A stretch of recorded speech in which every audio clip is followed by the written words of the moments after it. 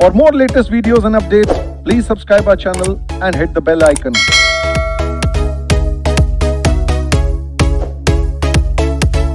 आओ बेटा आओ, चलो। शांति, अरे चुप हो जाओ, पढ़े। हाँ चलो, लास्ट क्लास में एक टॉपिक खत्म किया था, उसका नाम था कॉर्पोरेट व्हील। कॉर्पोरेट व्हील मतलब कंपनी रजिस्टर होने के बाद एक सेपरेट लीगल एंटिटी बन जाती है। यानी आपका कुछ भी लेना देना है तो आप कंपनी से कांटेक्ट कर रहे हैं, आप कंपनी के डायरेक्टर के साथ कांटेक्ट नहीं करते। कब? कंपनी के रजिस्टर होने के बाद। हमने लास्ट क्लास में सैलमन वर्सेस सैलमन भी पढ़ा था, जहां हमने क्या समझा कि सैलमन अंकल कांड कर गए, अपना पैसा लेके तो निकल गए, लेकिन किसका डुबा गए? अनसिक्योर्ड क्रेडिटर्स का। तो इन इन इन सब केस स्टडी से इंस्पायर होके किसी ने सोचा मैं भी कंपनी खोलूंगा और मैं कंपनी की आड़ में फ्रॉड करूंगा। तो आप इस बात से अवगत हो जाएं कि अगर कोर्ट तक मामला जाता है कि कोई इंसान कंपनी की आड़ में कुछ गलत कर रहा है, तो इस केस में हम कंपनी को कंपनी का दर्जा नहीं देंगे। यानी जो वो कॉर्पोरेट व्हील है, जो कंपनी की व्हील है, कंपनी का पर्दा है, कि आप कंपनी के ऊपर केस कर सकते हैं, कंपनी के पीछे के बंदों के पीछे केस, तो हम इस पर्दे को ही उठा देंगे, हम लिफ्ट कर देंगे कॉर्पोरेट व्हील, हम पियर्स कर देंगे कॉर्पोरेट व्हील। हम जो पर्दा है, कंपनी की आड़ है, वो आड़ उठा देंगे, वो आड़ को खत्म कर देंगे और उसके पीछे जो एक्चुअल बंदा है उसको लायबल कर देंगे। ये आज हम पढ़ने वाले हैं। तो टॉपिक का नाम क्या है? Lifting of corporate wheel. कि कॉर्पोरेट व्हील को क्या करने वाले हैं? लिफ्ट करने वाले हैं, पर्दा उठाने वाले हैं। ठीक है, पर्दा कब कब उठेगा तो आप एक बार नजर मार लीजिए। पर्दा तब तब उठेगा, ये बातें सेक्शंस में लिखी हैं या ये बातें कोर्ट जजमेंट्स में लिखी हैं। कोर्ट जजमेंट्स में लिखी है मतलब क्या? हालातों के हिसाब से आंसर है। अगर हालात बदलेंगे तो कोर्ट जजमेंट में भी बदल जाए, क्योंकि हालात हैं। हमने उन हालातों में पाया कि भाई साहब ऐसा हुआ है। अगर हालात हल्के से बदले तो कोर्ट का जजमेंट बदल सकता है, क्योंकि हालात डिपेंड करते हैं कि कहानी क्या सुनाई गई कोर्ट के सामने, किसका वर्जन स्ट्रांग था। जिसने अपनी बात, टिप्पणी, आर्ग्यूमेंट, वर्जन स्ट्रांग रखा, कोर्ट का तराजू उस ओर झुक गया और कोर्ट ने अपना जजमेंट उसके हिसाब से दे दिया। यानी अगर सर्कमस्टेंस, हालात, केस स्टडी, कहानी, आपका व्यू, आपका स्टोरी, आपका कहानी का पैटर्न बदल गया तो शायद हो सकता है कोर्ट का जजमेंट बदल जाए। कोई सेक्शन नहीं है तो सबके ऊपर सेम अप्लाई होगा। कोर्ट जजमेंट है जो कहानी के हिसाब से काम करेगा। तो हम जितने भी यहाँ पॉइंट पढ़ने वाले हैं, आप पाएंगे हर पॉइंट के नीचे आंसर को डिफेंड करने के लिए एक कोर्ट जजमेंट है। मतलब हम एक्चुअली कोर्ट जजमेंट्स पढ़ रहे हैं और जजमेंट से लिखना एक निष्कर्ष, और निष्कर्ष को अपने हेडिंग बना दिया। क्या बना दिया? तो हम कब कब पर्दा उठाएंगे, हम कब कब कंपनियों कंपनी का दर्जा नहीं देंगे, आज हम ये पढ़ने वाले हैं। तो टॉपिक का नाम क्या है? Lifting of corporate wheel. ये है कंपनीज एक्ट की पार्ट 7 क्लास। यानी अगर आप पार्ट 7 क्लास पढ़ रहे हैं तो इससे पहले कि आपकी 6 क्लासेस आपको पता है। अगर नहीं पता, भूल गए, मिस हो गया, तो यूट्यूब पे लेक्चर्स डाल रखे हैं, ऐप पे तो डले ही हुए हैं। मैंने पूरा का पूरा सेशन यूट्यूब पे भी डलवा दिया है, ताकि कोई वो थोड़ा सा एडिटिंग का इशू था वो भी डल गया होगा, तो इसलिए डलवा दिया ताकि आप बाद में बोलते हो हमारे व्यू खराब करवा दिए। व्यू खराब नहीं होंगे, कहाँ? यूट्यूब पे। एक बार और, अगर आपको ये कंपनीज एक्ट का सेशन पसंद आया तो लाइक करें, कॉम्प्लीमेंट करें और अपने यार दोस्तों को शेयर करें। जितना व्यू बढ़ेगा मतलब हमें उतना प्यार मिल रहा है। थैंक यू सो मच, हम आपके आभारी हैं। आओ लिफ्टिंग ऑफ कॉर्पोरेट व्हील पढ़ते हैं। चलो पहला रीजन पढ़ रहे हैं, कब कब पर्दा उठेगा। पहला रीजन कब कब? जब हम डिटरमाइन करने जाएंगे क्या? कंपनी का कैरेक्टर। हम उसका कैरेक्टर असेसमेंट करेंगे। कैरेक्टर क्या है भाई तेरा? तू अंदर से दोस्त है या दुश्मन है? इसका मतलब क्या? एक कंपनी इंडिया में खुली, हम जो भी केस स्टडी पढ़ते हैं वो मिर्च मसाला लगा के पढ़ते हैं, बट कंपनी का मोटा मोटा सा पॉइंट वही होता है। तो अगर एक कंपनी इंडिया में खुली और इंडिया में ही रजिस्टर्ड हुई तो कैसी कंपनी कहलाएगी? Foreign company, Indian company? क्योंकि इंडिया में इनकॉर्पोरेट हुई है सेक्शन 7 के तहत इंडिया में रजिस्टर हुई है तो आप इंडियन कंपनी। लेकिन इस इंडियन कंपनी ने जो सेल परचेज की थी, जो सामान बेचा था, वो तो उसके डेटर हो गए, तो वो उसकी बुक्स ऑफ अकाउंट्स में क्या दिख रहे होंगे? डेटर। एकदम से इंडिया पाकिस्तान का वॉर हुआ डिक्लेयर, और इस कंपनी ने अपने सारे डेटर से पैसा मांगना शुरू कर दिया। चलो डेटर्स पैसा दो, चलो डेटर्स पैसा दे। अरे दे देंगे, नहीं नहीं डेटर्स अभी पैसा दो। तो एक डेटर को कुछ संदेह लगा, उसने कहा अब क्यों मांग रहा है पैसा? उसने कहा मैं नहीं देता पैसा। जब ये बात कोर्ट में गई, क्योंकि क्या ये इसने कॉन्ट्रैक्ट किया तो क्या पैसा लेगा? एज पर इंडियन कॉन्ट्रैक्ट एक्ट अगर आपने पैसा लिया है तो, वो सामान लिया है तो पैसा देना पड़ेगा। तो एक कंपनी ने मना कर दिया, मैं नहीं देती पैसा। तो कोर्ट में केस चला गया। केस स्टडी का नाम क्या है? Daimler Company Limited versus continental tyre and rubber company. ठीक है, तो जब केस हुआ, कोर्ट में गया, तो उस डाटा ने साफ साफ कहते जैसा मैं इस कंपनी को पैसा नहीं दूंगा, क्योंकि ये कंपनी तो एलियन कंपनी है। एलियन कंपनी है मतलब, जैसा आप जरा पर्दा उठाओ, उठाओ और देखो इसके सारे शेयर होल्डर कौन है, तो पाया गया कि इसके सारे शेयर होल्डर पाकिस्तानी है। और जैसा अब इंडिया पाकिस्तान के बीच क्या हो गया? वॉर डिक्लेयर हो गया। यानी अगर मैं डेट एज अ डेटर पैसा कंपनी को देता हूं, कंपनी के पास कैश जाएगा। कंपनी तो इंडिया की है ना, सुनो तो सही, कंपनी के पास कैश जाएगा, कंपनी अपने शेयर होल्डर्स को डिविडेंड बांटेगी। पैसा कहां पहुंच गया? पाकिस्तान। वो पाकिस्तान के लोग उस डिविडेंड से कमाई हुई इनकम पे गवर्नमेंट को क्या देंगे? टैक्स। और टैक्स से गवर्नमेंट बॉम्ब खरीद के हमारे फेंकेगी। पागल समझा है क्या? पागल समझा है? पैसा तो मैं नहीं था सब। जैसे मेरा एक सेकेंड, पर्दा उठाओ, पर्दा उठाओ, पर्दा उठाओ और जाना कि 100% शेयर होल्डर कहां से थे? पाकिस्तान मत बोलो, ये बोलो एलियन एनिमी, क्योंकि कंपनी तो किसी भी देश की हो सकती है ना। हाँ है ना? तो ये पाया गया कि जो कंपनी थी वो दुश्मन देश की थी। मतलब जो कंपनी नहीं, कंपनी तो इंडिया की थी, जो शेयर होल्डर्स थे वो 100% कहां के थे? दुश्मन देश के थे। तो कोर्ट को समझ आया कि पैसा कंपनी तक पहुंचा मतलब दुश्मन देश तक पहुंचा। इसलिए वहां पे कंपनी को जो सेपरेट लीगल एंटिटी का जो कॉन्सेप्ट है उसको ध्वस्त कर दिया गया। और क्या कहा गया? कोई सेपरेट लीगल एंटिटी नहीं, कंपनी और शेयर होल्डर एक ही मानना हूं। यानी जो शेयर होल्डर का नेचर है वही कंपनी का नेचर है। इस वजह से आपको पैसा देने की जरूरत नहीं है, क्योंकि आप ऑलरेडी पढ़ चुके हो इंडियन कॉन्ट्रैक्ट में वॉर डिक्लेयर होने पर सब्सिक्वेंट इम्पॉसिबिलिटी आ जाती है। अब आपको कॉन्ट्रैक्ट परफॉर्म करने की जरूरत नहीं है, क्योंकि एलियन एनिमी के साथ किए हुए कॉन्ट्रैक्ट सस्पेंड हो जाते हैं, और जो नए कॉन्ट्रैक्ट है वो आप कर नहीं सकते क्योंकि वो दुश्मन देश है। आई बात समझ? जबकि कंपनी क्या बोल रही होगी? सेपरेट लीगल एंटिटी, सेपरेट, हट, वही सेपरेट लीगल एंटिटी। अब मैं फिर कह रहा हूं, हालात बदलते हैं। अब एक इंडिया में कंपनी खोली, इसके जो 10% शेयर होल्डर हैं वो श्रीलंका से हैं, इसके जो 10% शेयर होल्डर हैं वो नेपाल से हैं, इसके जो बाकी 10% शेयर होल्डर हैं वो भूटान से हैं, और इंडिया के हैं 40, और बाकी 30% पाकिस्तान से। अब कंपनी ने पैसा मांगा, क्या डेटर पैसा देने को मना कर सकते हैं कि ये तो एलियन कंपनी है, इसके शेयर होल्डर तो 30% पाकिस्तान में भी हैं? अगर भाई तुम 30% पाकिस्तान शेयर होल्डर्स का पैसा मारोगे तो 40% इंडियंस का भी तो पैसा मांग रहे हो। वो भी तो पैसा कमाएंगे तो गवर्नमेंट को पैसा देंगे, गवर्नमेंट को पैसा देंगे तो गवर्नमेंट बम लेके पाकिस्तान को फोड़ेगी। दुश्मन देश है ना। श्रीलंकन के साथ हुई ना लड़ाई हुई है, नेपालीज के साथ हुई ना लड़ाई हुई है, भूटानीज के साथ हुई ना लड़ाई हुई है। तो इस केस में क्या कोर्ट जजमेंट बदल सकती है? शायद हालात बदले। तो जजमेंट कब आई कॉन्टिनेंट टायर वाली? जब सारे के सारे शेयर होल्डर्स कहां के थे? एलियन। लेकिन अगर कुछ ही है तो शायद कोर्ट ऐसी जजमेंट पास नहीं करेंगे। हाँ हाँ हाँ, अरे हो भाई, पेटीएम कंपनी के कुछ शेयर तो चाइनीज ने खरीद लिए, तो क्या पेटीएम कंपनी दुश्मन देश की कंट्री बन गई क्या अगर इंडिया चाइना के बीच वॉर होता है तो? नहीं ना, एक दो से क्या होता है। लेकिन डैमलर कंपनी में क्या था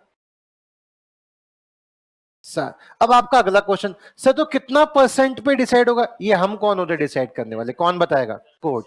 तो कोर्ट हालातों के हिसाब से जजमेंट दे रहा है, यानी कोई सेक्शन नहीं है कि कह दिया तो कह दिया, उसका असेसमेंट होगा, हम पर्दा खोल के चेक करेंगे एक्चुअल में हालात कैसे हैं, और हालात अगर बुरे नजर आए तो कंपनी का दर्जा नहीं दिया जाएगा, उसका जो कॉर्पोरेट व्हील है, उसकी जो सेपरेट एंटिटी है उसको लिफ्ट कर दिया जाएगा, और पीछे जो बंदा है उसको पकड़ के रिस्पॉन्सिबल कर देंगे, और उसके हिसाब से मानेंगे कि कॉन्टेक्ट तो उसके साथ हुआ है, कंपनी के साथ नहीं हुआ। और वो कौन था? वो एलियन एनिमी था, और एलियन एनिमी से जो कॉन्टेक्ट होते हैं वो रहते हैं, सस्पेंड हो जाते हैं, सस्पेंड हो जाते हैं। तो प्लीज पढ़ेंगे पहला पॉइंट क्या है? डिटरमाइन करना है कंपनी का कैरेक्टर ऑफ द कंपनी। और ये क्यों क्यों आया ये हेडिंग? क्योंकि इस केस स्टडी का ये क्रक्स है कि इस केस स्टडी में क्या पाया गया, कंपनी का कैरेक्टर असेसमेंट हुआ, और कैरेक्टर असेसमेंट करके क्या पता चला कि ये इंडियन नहीं, एलियन एनिमी है। ठीक है, पढ़ेंगे केस स्टडी का नाम। देखो कंपनीज एक्ट में बहुत कम केस स्टडीज पढ़ी हमने। पहली केस स्टडी कौन सी पढ़ी थी? Ashbury versus Riche. दूसरी Royal British Bank versus Turquand, टीसी। हार्वर्ड वर्सेस पेटेंट आइवरी, और Anand Bihari Lal versus Dinshaw, Ruben versus Fingall. फिर फीचर्स में कुछ पढ़ी, Macaura versus Northern Assurance, Salomon versus Salomon. अभी कौन सी पढ़ रहे हैं? Daimler Company Limited versus Tyres Rubber Company. पढ़ो, शुरू हो जाओ। पहला पॉइंट पढ़ेंगे आप अभी, सब फुल स्क्रीन करना, सब बच्चे भी पढ़ेंगे, सब पढ़ो। Page number 129।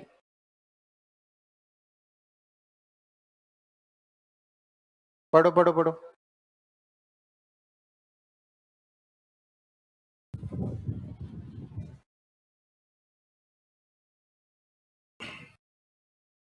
जियोपार्डी का मतलब होता है खतरे में। तो कोर्ट पर्दा कब उठाएगी? जब उसे लगेगा पब्लिक इंटरेस्ट के खतरे में, जब उसे लगेगा कि ये जो कंपनी खोली गई है वो हमारे देश के हित में नहीं है, वो हमारे देश के अहित में है।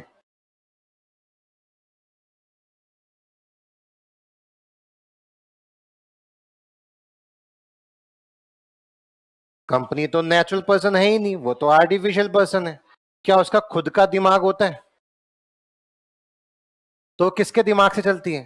डायरेक्टर और शेयर होल्डर। बोलो हाँ। डायरेक्टर वही कहेंगे शेयर होल्डर जिसके लिए उसको अप्रूव करेंगे। तो जहां 100% शेयर होल्डर पाकिस्तान से और इंडिया पाकिस्तान का वॉर हो गया, वहां पे किसकी चल रही है? लेकिन जो मैंने अभी दूसरे हालात बताए, 30% पाकिस्तान, 10% नेपाल, 10% श्रीलंका, 10% भूटान, 40% इंडिया, क्या वह पूरी चल पा रही है पाकिस्तान की? सब शेयर होल्डर मिलजुला के है ना। तो शायद वहां पे एक इंसान ना चला पाए, वहां इतनी आसानी से कोई अपना डिसीजन नहीं ले पाएगा। वहां इंडियंस की चलेगी, वहां नेपाल के भी हैं, श्रीलंका के भी हैं, भूटान के भी हैं, तो शायद वहां हालात बदल जाए।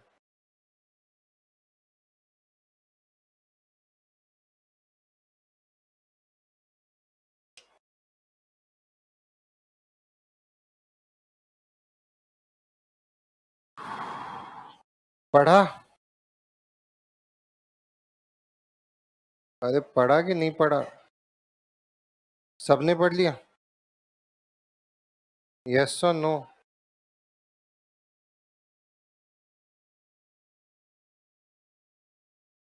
ठीक, बढ़े आगे। चलो, दो तीन वर्ड थे इसमें खतरनाक। पहला जियोपार्डी, जियोपार्डी मतलब खतरा। हेल मतलब who is controlling the affairs. Company को कौन कंट्रोल कर रहा है? शेयर तो करते हैं, बट यहां कौन कर रहा है? Alien enemy. लेकिन 40 30 10% वाले में फुल्ली एलियन एनिमी का कंट्रोल नहीं है। नेक्स्ट, दूसरा, to protect revenue and tax. एक केस स्टडी याद कर लेना बहुत है, उस केस स्टडी का नाम क्या है? दिनशो मैनेकजी पेटिट। पहली बार आप कोई ऐसी केस स्टडी का नाम पढ़े हो जिस केस स्टडी में सिर्फ एक ही नाम लिखा है? हाँ, ये बताया था पहले जब कॉन्ट्रैक्ट पढ़ा था। तो दिनशो मैनेकजी पेटिट में हमें वर्सेस का नाम क्यों नहीं पता? गूगल कर लेते हैं, क्या पता सर को ना पता हो, आईसीआई को ना पता हो, बट क्या नाम था? दिनशो मैनिक, ये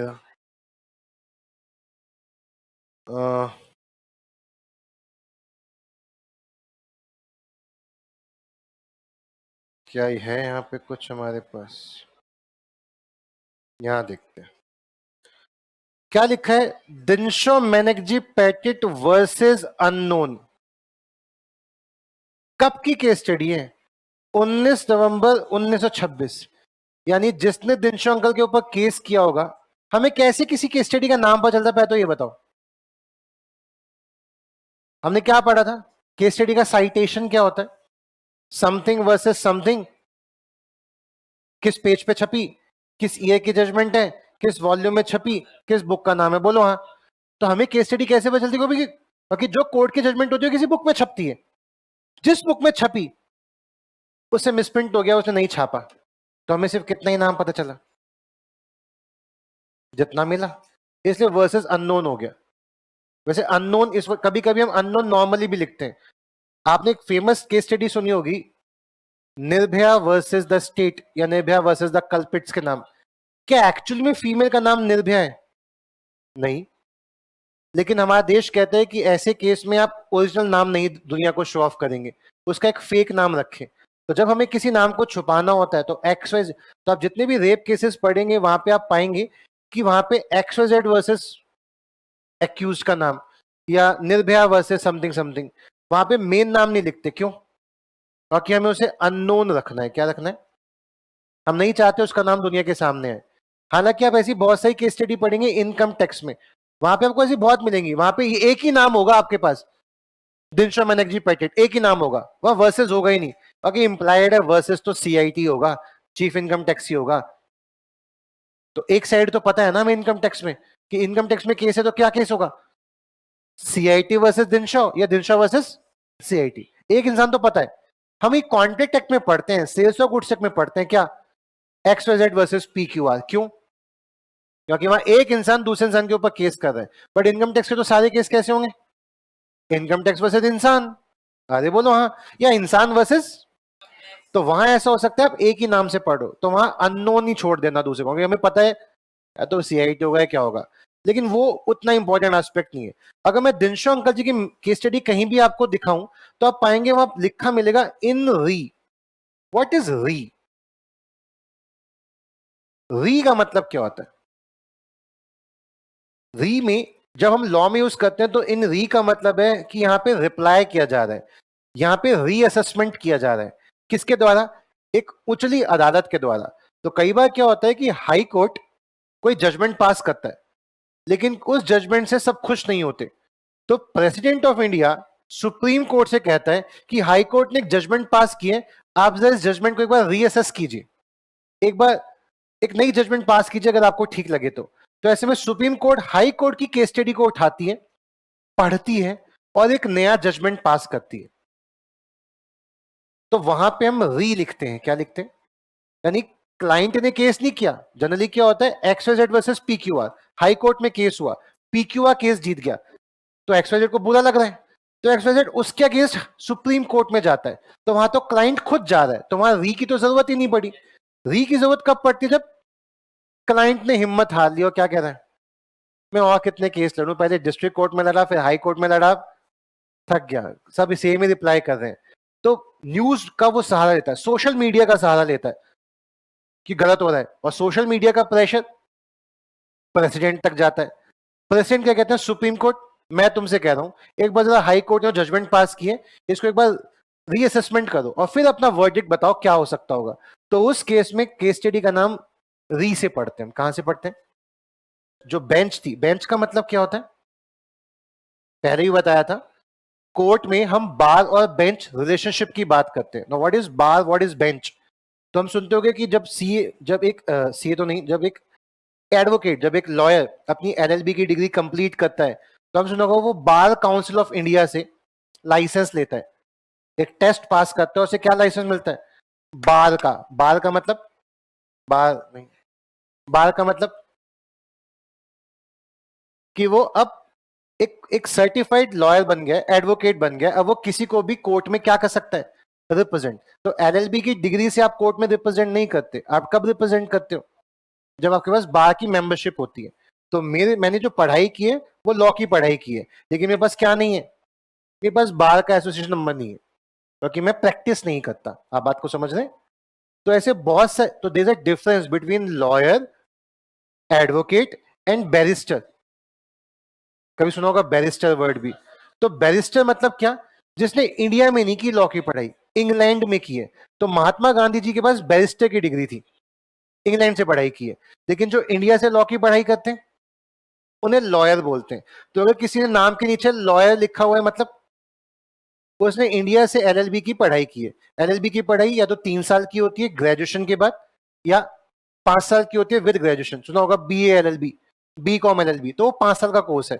और जो सिर्फ ग्रेजुएट हो चुके हैं, BCom कर लिया, BA कर लिया, अब उन्हें लग रहा है LLB भी कर लेते हैं, तो उनको 3 साल का कोर्स करना पड़ता है। जब तक आप वो डिग्री पास नहीं करेंगे तब तक आप बार का मेंबरशिप नहीं ले सकते, और बार की मेंबरशिप के लिए अलग टेस्ट पास करना पड़ेगा।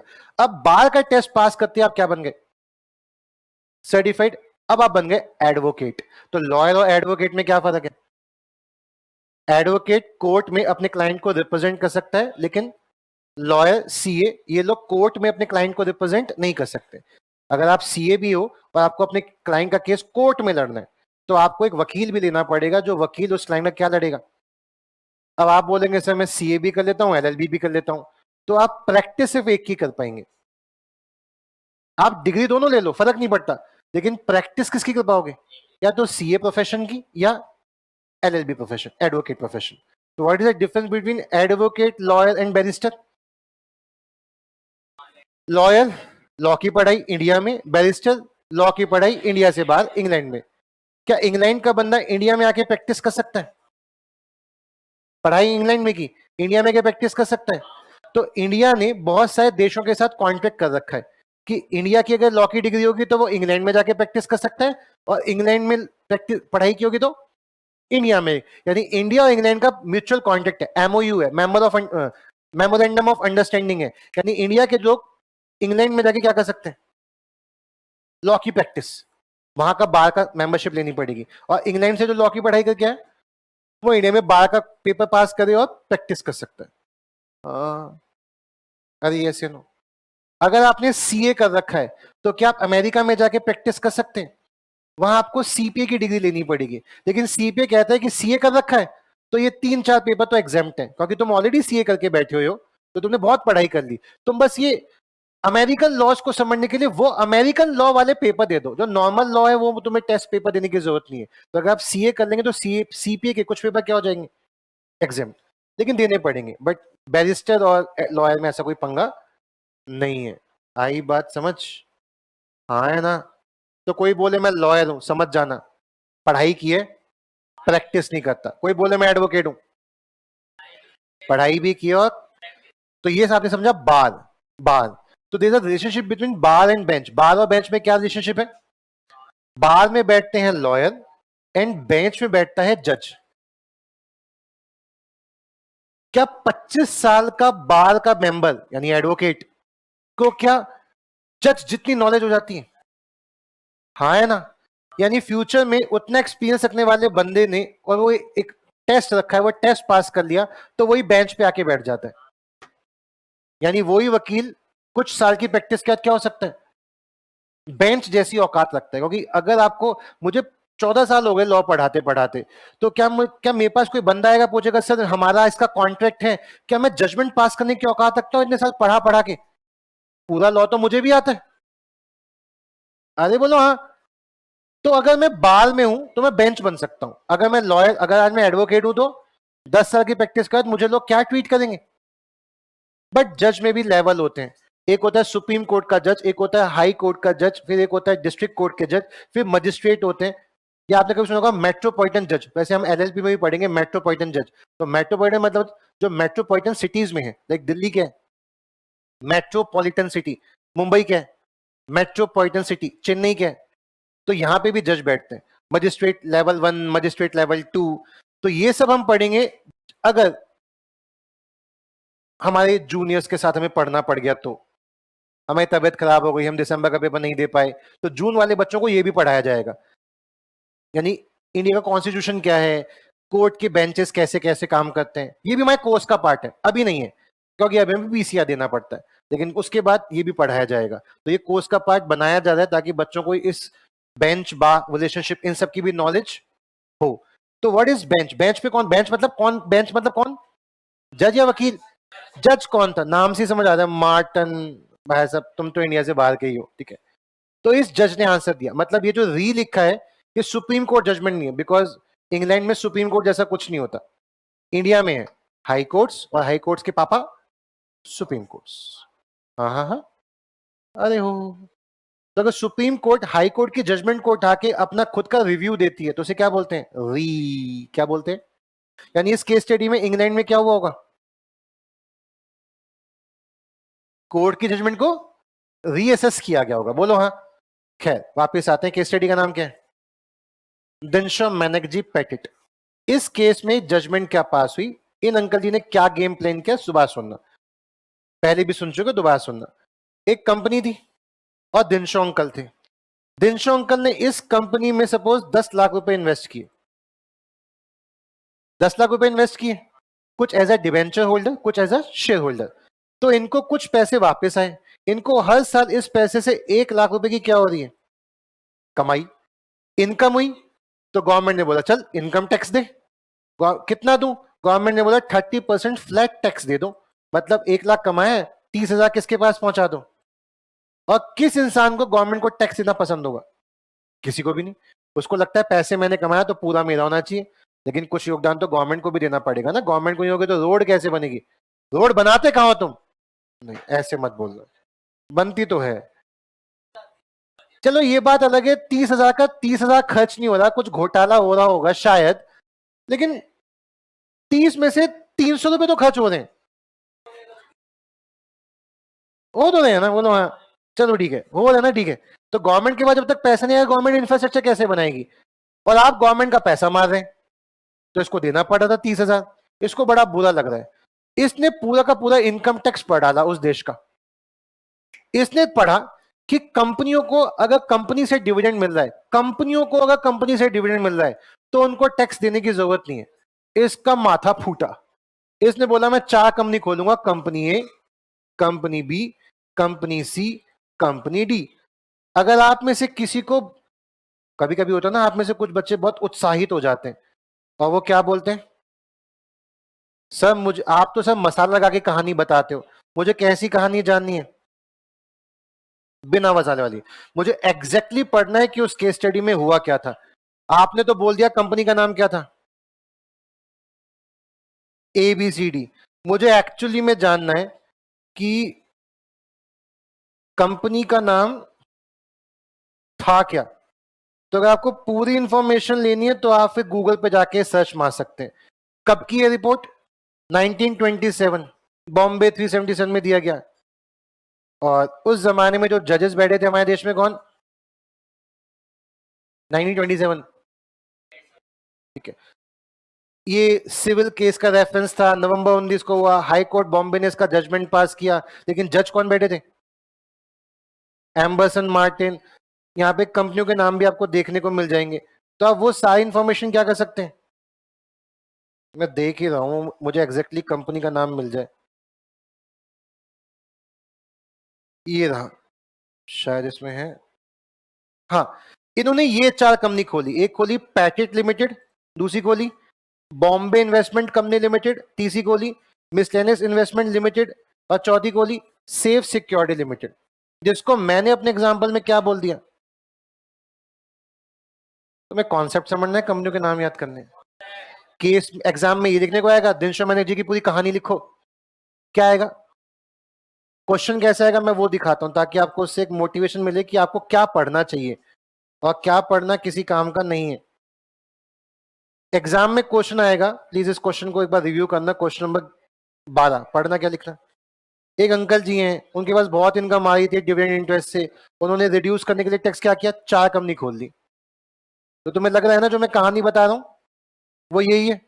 तो आपको केस में क्या लिखना होगा आंसर में, ये कहानी बिल्कुल मैच खाती है दिनशा मैनेजी पेटिट के तहत। यानी दिनशा मैनेजी पेटिट का जो जजमेंट था वो यहाँ लग जाएगा। और वहां जजमेंट क्या था कि टैक्स बचाने के लिए आपने जो कंपनी खोली है वह कंपनी का पर्दा उड़ा देंगे, कंपनी का पैसा नहीं माना जाएगा क्योंकि कंपनी तो है ही नहीं, ये पैसा तुम्हारा माना जाएगा। क्या केस स्टडी खत्म करते हैं पहले।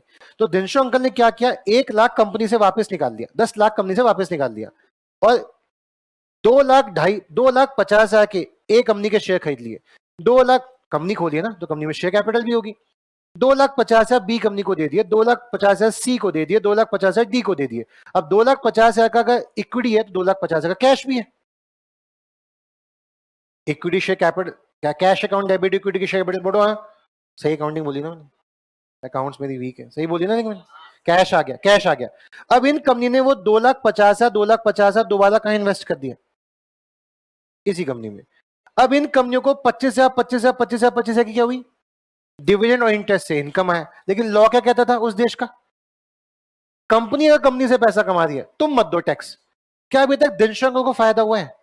अभी तक तो नहीं हुआ, अभी तक तो नहीं हुआ, क्योंकि अभी कंपनी ने कंपनी से पैसा कमाया। अब इन कंपनियों ने दिनशो अंकल जी के साथ 4 कॉन्ट्रैक्ट किए। दिनशो अंकल लोन लेना चाहोगे? दिनशो अंकल कहते हैं हाँ, तो ले लो ना, 25,000 का लोन ले लो, 25,000 का लोन ले लो, 25,000 का लोन ले लो, 25,000 का लोन ले लो, 1 लाख का लोन मिल गया।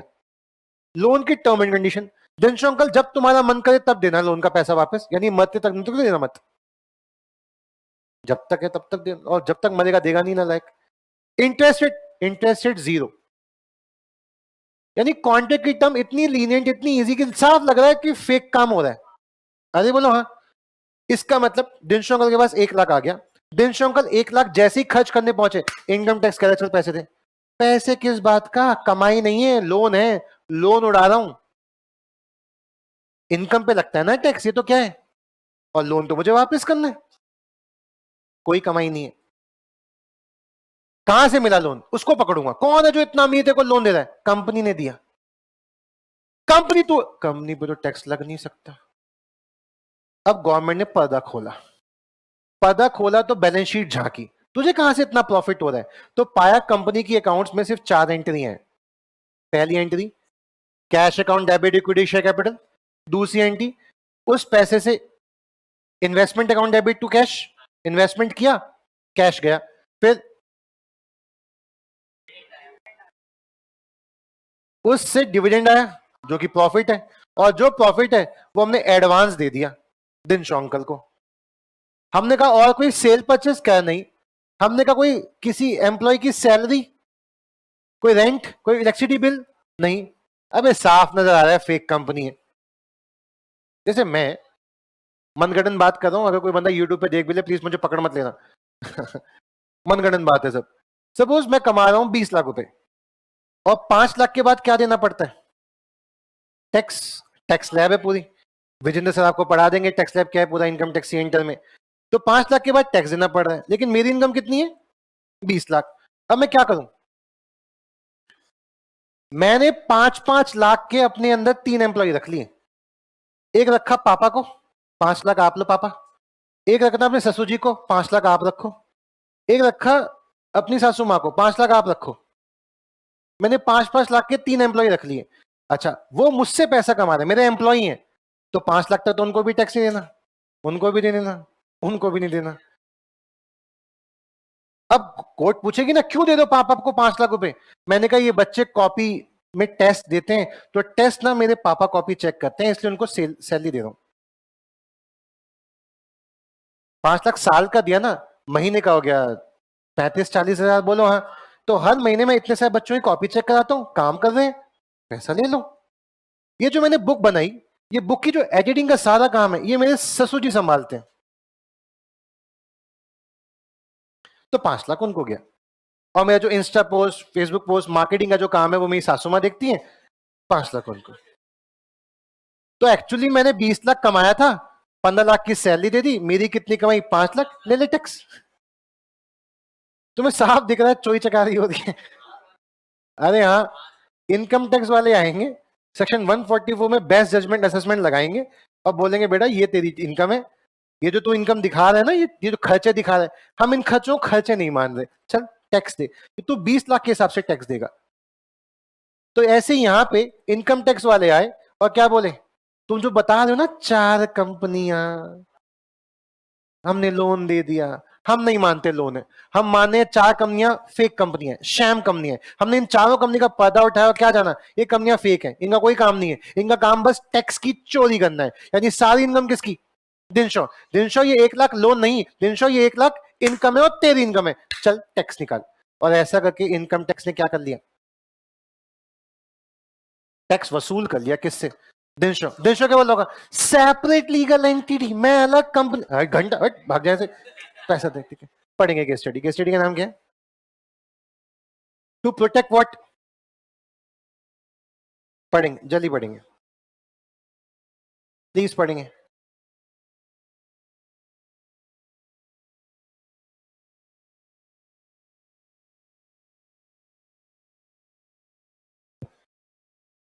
पढ़ो जल्दी से।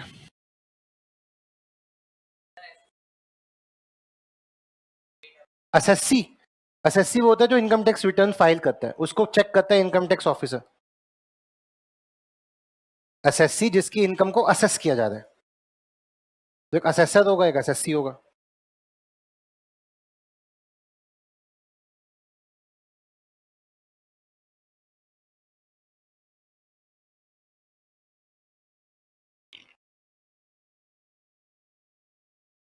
तो जो भी टैक्स बचा रहा है सबका पर्दा खुलेगा, नहीं। इस केस में पर्दा क्यों खुला, क्योंकि इस केस के हालात, अगर एक्चुअली में एबीसीडी कंपनी 4 अलग कंपनी होती, फॉर एग्जांपल एक कंपनी है पेप्सिको कंपनी और दूसरी है फ्रीटोलेज, नाम सुना है फ्रीटोलेज। इसका प्रोडक्ट जो खाया होगा लेज, इसका प्रोडक्ट जो खाया होगा अंकल चिप्स, इसका प्रोडक्ट जो खाया होगा आपने कुरकुरे। ये तीनों किसके प्रोडक्ट हैं, फ्रीटोले के। And Frito Lay is the subsidiary of PepsiCo company. यानी चिप्स खा रहे हो तो भी पेप्सी कंपनी के पास पैसा, होल्डिंग सब्सिडरी। चिप्स खा रहे हो तो भी वहीं जा रहा है पैसा और पेप्सी पी रहे हो, लेकिन दोनों अपनी अपने में एक कंपनी, अलग अलग कंपनी है। रिलायंस इंडस्ट्रीज लिमिटेड अलग है और रिलायंस इंफ्रा अलग है, रिलायंस जियो अलग है। तो क्या सब कंपनियां अपना अपना काम कर रही है या चोरी चकारी हो रही है, अपना अपना काम कर रही है। तो जरूरी नहीं कि हम हर कंपनी का पर्दा उठाएंगे।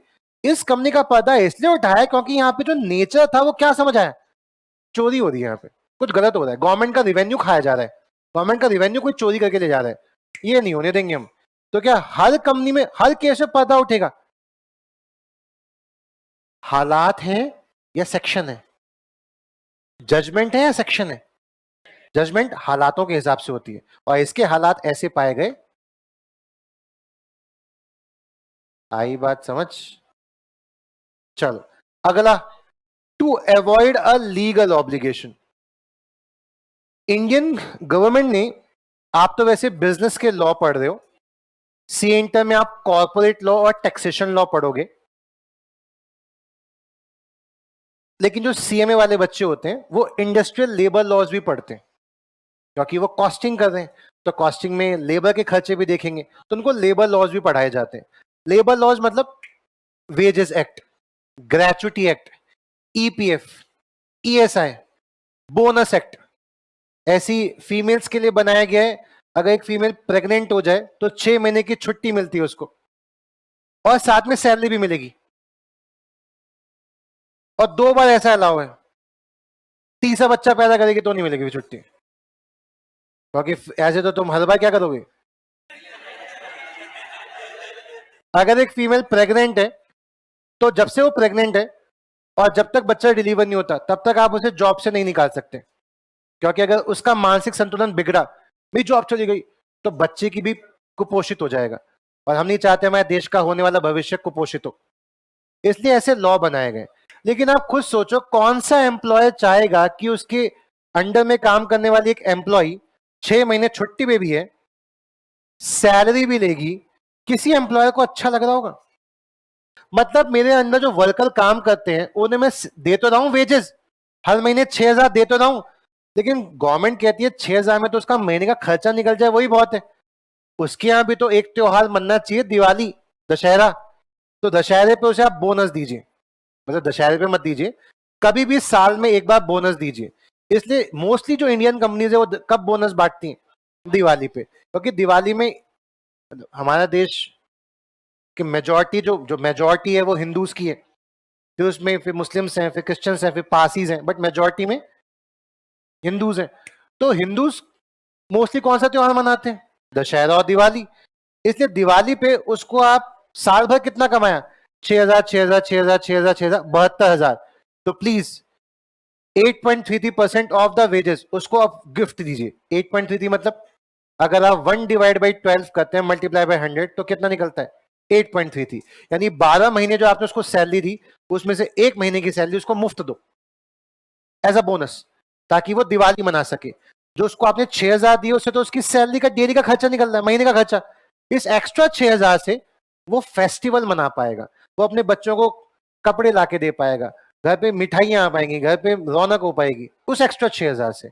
ऐसा गवर्नमेंट ने लॉ बना दिया, और गवर्नमेंट ने लॉ बना दिया तो मानना पड़ेगा।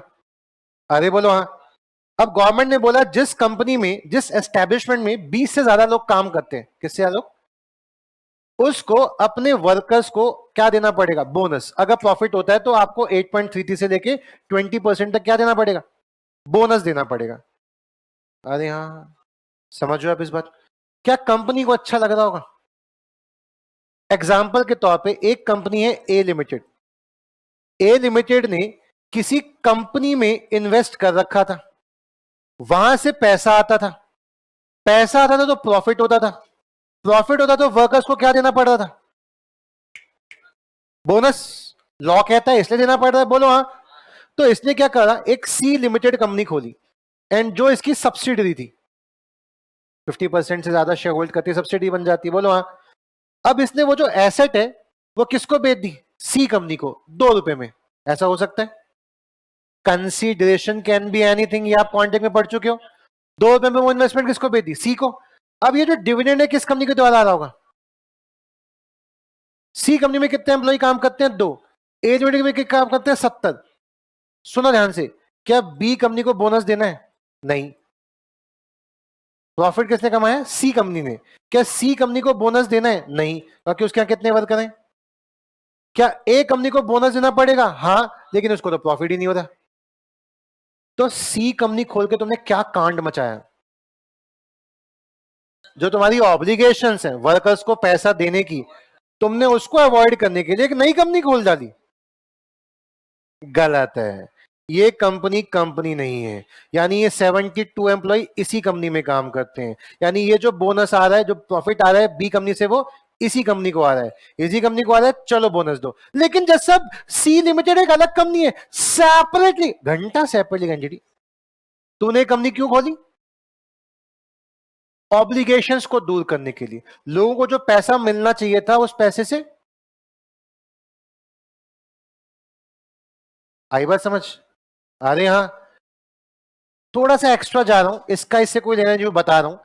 अगर एक बॉस को पता चलता है कि उसकी जो फीमेल वर्कर है वो प्रेग्नेंट हो गई है, उसको ये पता है, इसलिए उसने कोई झूठा मूठा केस लगा के उसको जॉब से निकाल दिया, तो अगर कोर्ट को ये पता चलता है कि निकालने की वजह क्या थी?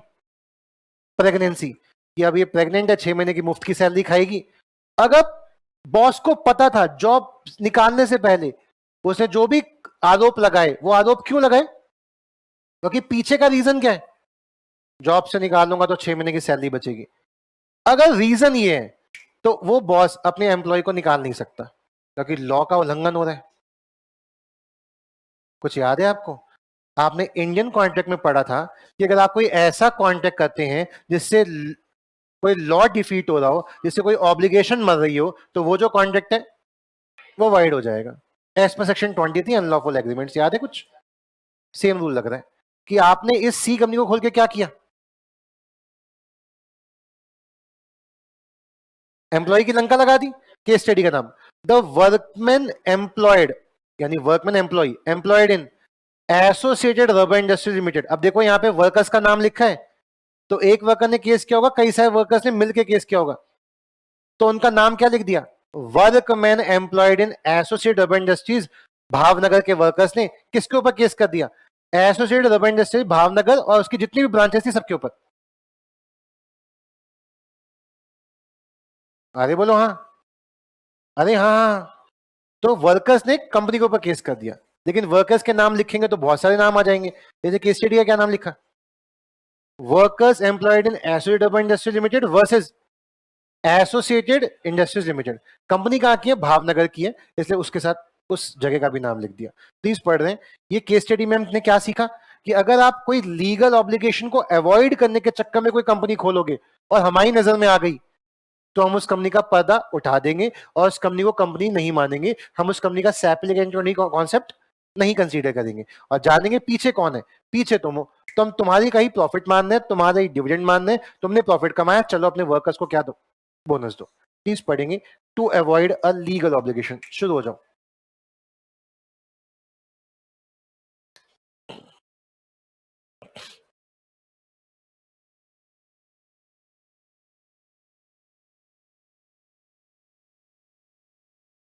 वो मतलब दुश्मन, फ्रेंड मतलब दोस्त, वो मतलब दुश्मन। पढ़ेंगे बेटा।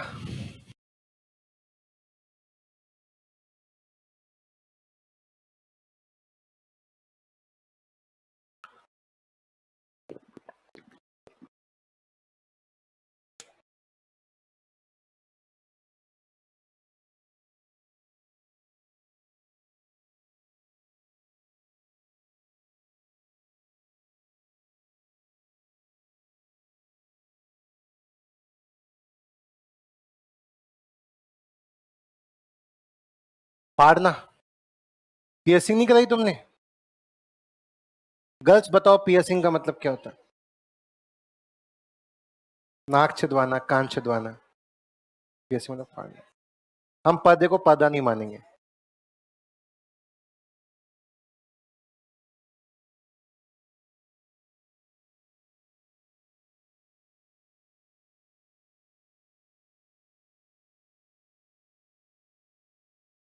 ठीक है, पढ़ा आपने? अरे हाँ, आप यहां पे केस स्टडी से हालात जान रहे हो या आप इन हेडिंग्स के बेसिस पे सेक्शंस पढ़ रहे हो? क्या ये हेडिंग लॉ है? नहीं, हालात लॉ है। अगर आपकी केस स्टडी के हालात इस केस स्टडी के हालात से मैच करेगी तो जजमेंट सेम आएगा, प्रीसिडेंट लग जाएगा। प्रीसिडेंट का मतलब आपको पता है?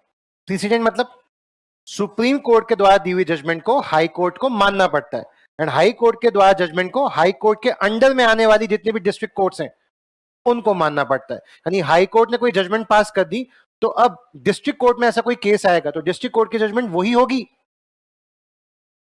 जो हाई कोर्ट की है, क्योंकि उसके बॉस ने उसको जजमेंट दे दी। हाई कोर्ट के अगेंस्ट कौन दे सकता है जजमेंट? Supreme court. अगर सुप्रीम कोर्ट ने दे दी तो वो हाई कोर्ट को माननी पड़ेगी। तो हाई कोर्ट ने बोला, गए और उन्होंने बोला भाई हम प्यार मोहब्बत कर रहे हैं। हाई कोर्ट बोला नहीं, इमोरल है, नहीं नहीं नहीं ऐसा नहीं हो सकता, अपराध है। फिर वही लोग सुप्रीम कोर्ट में गए।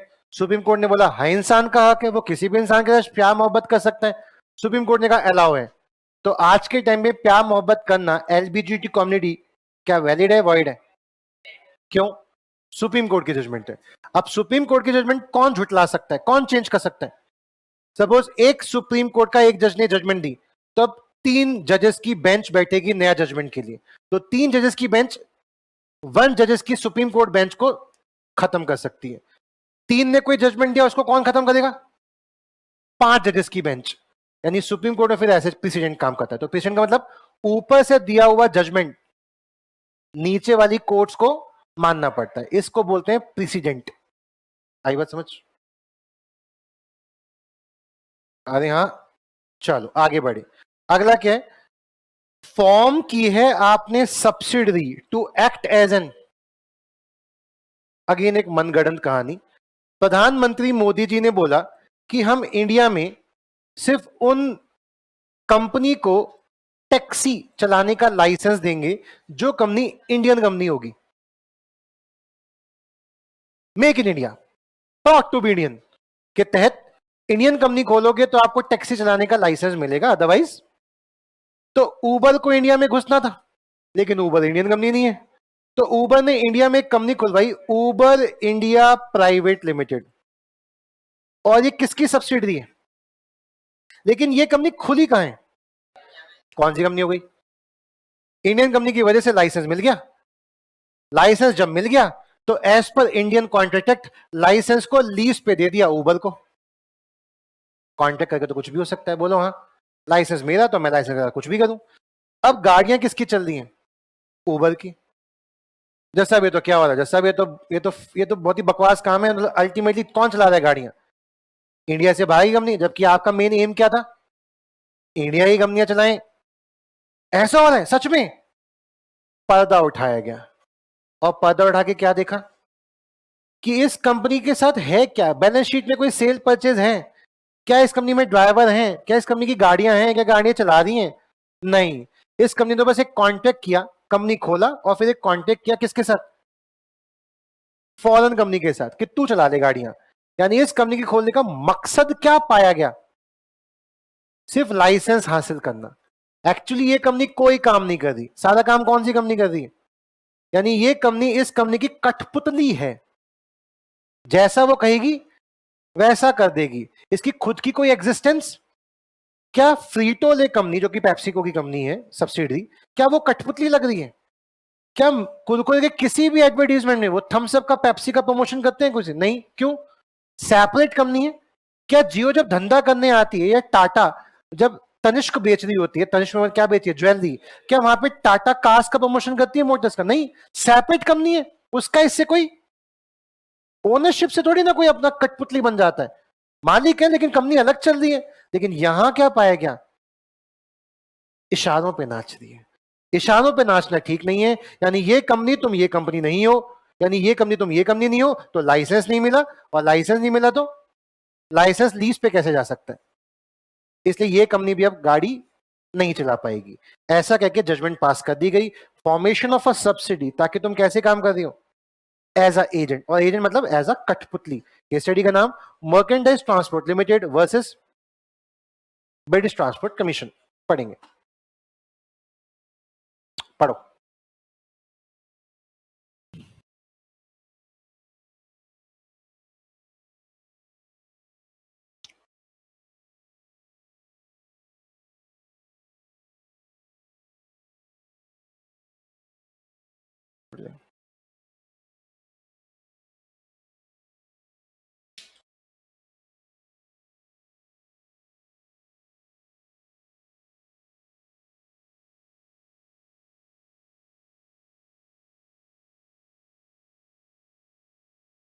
ठीक।